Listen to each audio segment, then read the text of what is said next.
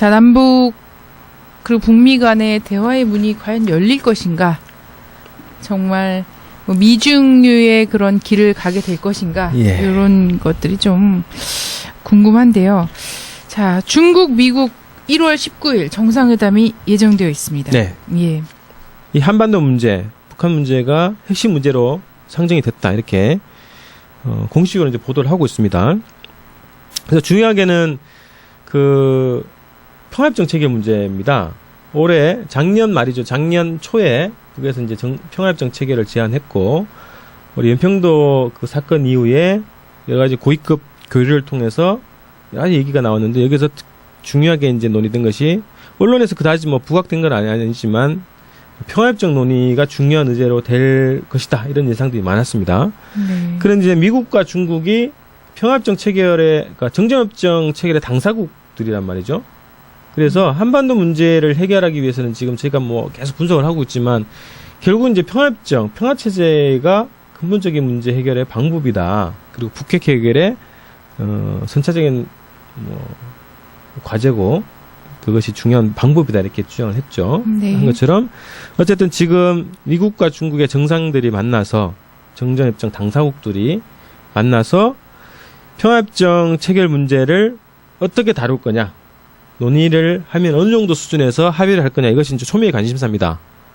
자, 뭐 북은 이미 제안해 놨기 때문에 뭐 중국도 종전선언과 평화협정 체결에 참가하겠다고 이전에 14선언 그 발표 당시에 이제 입장을 밝힌 바 있기 때문에, 네. 결국은 이제 미국의 입장만 남은 거죠.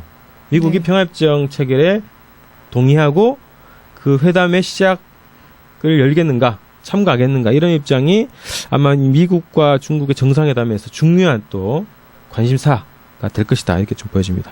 네. 자, 미국이 어쨌든 계속해서 남북관계 개선이 중요하다. 네.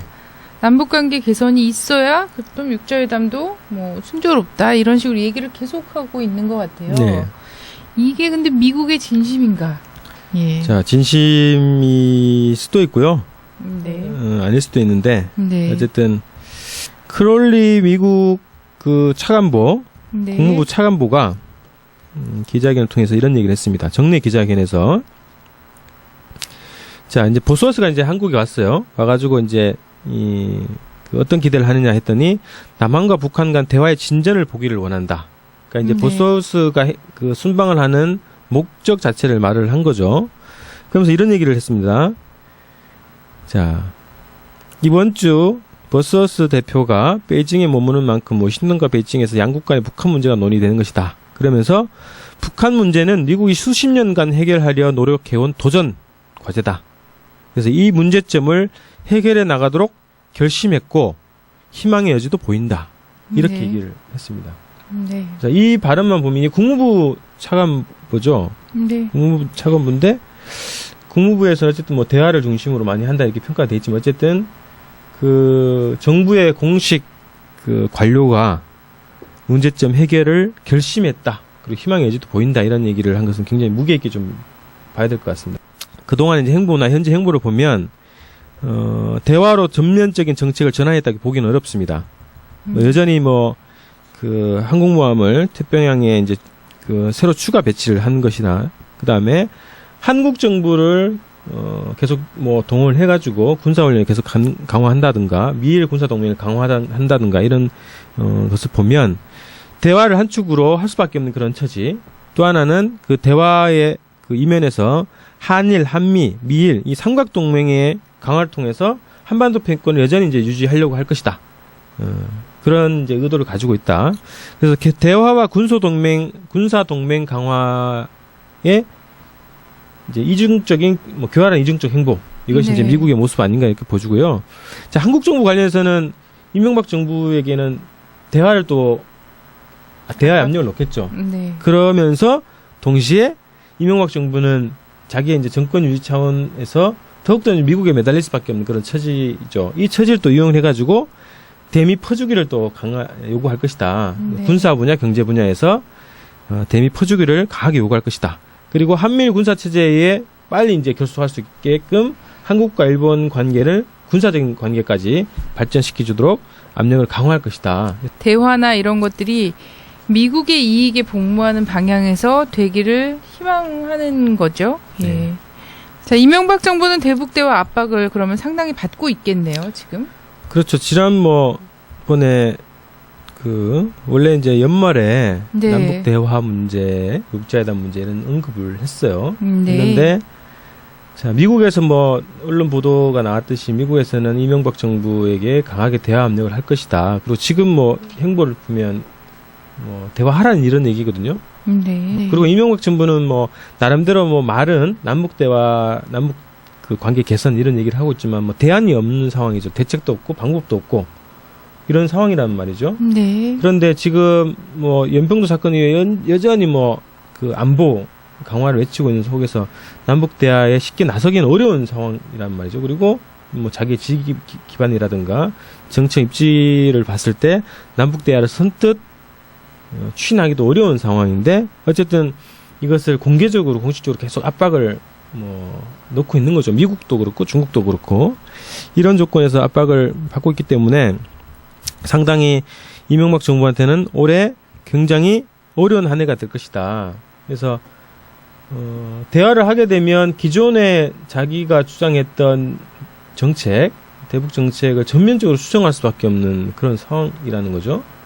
그래서 이게 정권의 명운과 관련돼 있는 문제로 볼 것이다. 그렇게 될 것이기 때문에 대화에 쉽사리 나서지는 못하지만 어쨌든 대화를 거부하는 모양새도 또 국제적으로 또 지탄을 받게 되고 고립될 수밖에 없는 그런 상황이 되는 거죠. 네. 그래서 결국 이제 대화로 나서지 않겠는가 이렇게 예상되지만 이명박 정부가 지금 현재 행보를 봐서는 신년 연설을 보듯이 또 대화에 또 쉽게 나서기는 또 어려운 그런 조건이기 때문에 상당히 곤혹스러운 입장일 것이다. 이렇게 좀 보여집니다. 근데 이 현 정부가요. 어쨌든 뭐 대화를 해도 문제, 진짜 대결을 해도 문제. 어떻게든 사면초가인 상황이긴 한데요. 이 현 정부 대북 적대 정책, 모략 소동 이런 것들이 뭐 여전한 것 같거든요.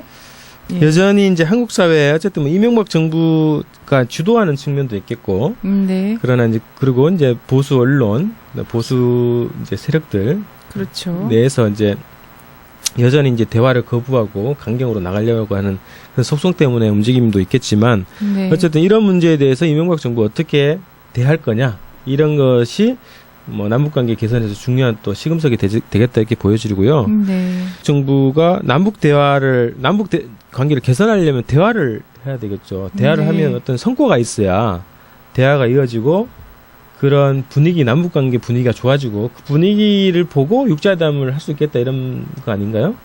근데 대화를 해도 대화만 해서는 이 주변국들의 요구를 수용할 수 없는 상황인 거죠. 그래서 일정한 성과를 내야 된다. 대화가 지속되고 남북관계 실제적으로 복원되는 과정이 필요한 상황인 거죠. 그렇게 되면 가깝게는 금강산 관광 세계 네. 문제라든가 이산가족 상봉 문제가 네. 정상화되는 문제 이런 것이 풀려져야 되는 건데 자 그리고 더 거기에 대해서 이제 정상회담까지 를 해야 되는 그런 상황과 수준이란 말이죠. 네. 자 그렇게 되면 저희 조갑재 씨께서 또 선봉에 서서 탄핵 운동을 하신다고 하고 네. 그런 상황이기 때문에 자 이게 대화에 나서기 쉽지 않은 조건이고 또 그리고 반북 소동을 했던 여러 가지 세력들을 실제로 억제하거나 조절 통제하기도 또 어려운 상황인 거죠. 네.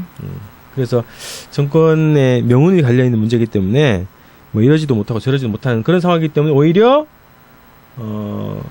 북의 이제 대화 제의나 그리고 미국의 대화 압력 그리고 주변국들의 육자회담 빨리 하자 이런 압력에 직면해서 오히려 주도권을 상실하는 처지에 빠질 수밖에 없다 이렇게 보여집니다. 네. 그 관련해서요.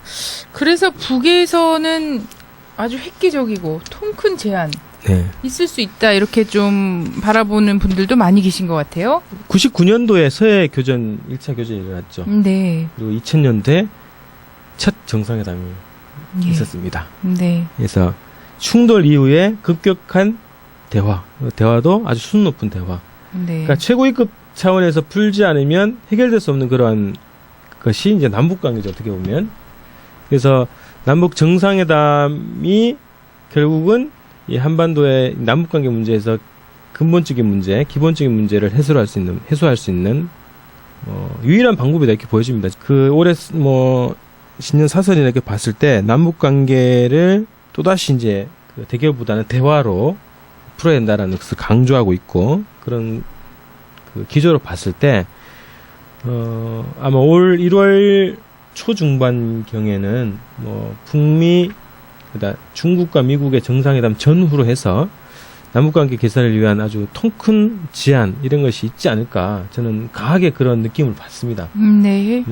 기존에 이제 남북관계에서 이제 패턴을 봤을 때 그런 것이 충분히 가능할 것이라고 보여주고요. 자, 그렇습니다. 요런 거 지금 북에서는 어쩌면 좀 통 큰 제안이나 이런 거 있을 수도 있을 것 같고 미국은 대화를 압박함과 동시에 한미일 삼각동맹 이것을 완성하기 위한 획책도 계속하고 있고 네. 요런 배후 세력이죠, 국면이죠. 배후 세력. 예. 네. 자, 어디로 갈 것인가? 네. 전망을 해보면 자, 지금 어떻습니까? 구도는 이렇죠. 북에서는 이 군사력을 과시하면서 어떤 군사적인 이 압력에서는 단호하게 대응하겠다. 네. 그래서 평화협정과 남북 대화 이런 축으로 그 공세를 지금 하고 있는 상황이고요. 네. 자, 미국은 이제 그 중국과 더불어서 대화를 앞세워서 남북 대화를 먼저 앞세우고 육자회담으로 간다 이런 구도로 가는 것 같은데 또 뒤으로는 한미 삼각 군사 동맹을 통해서 이 동북아시아의 자기 패권을 유지하겠다 이런 구도로 지금 노골적으로 가고 있는 거고요. 요 틈을 타선 일본은 이제 군사 대국화 그리고 한반도 재침략을 위한 이 그 체제를 완성하는 길로 지금 가고 있다 이런 거고요. 이명박 정부는 작년에 봤지만 미국에 철저하게 더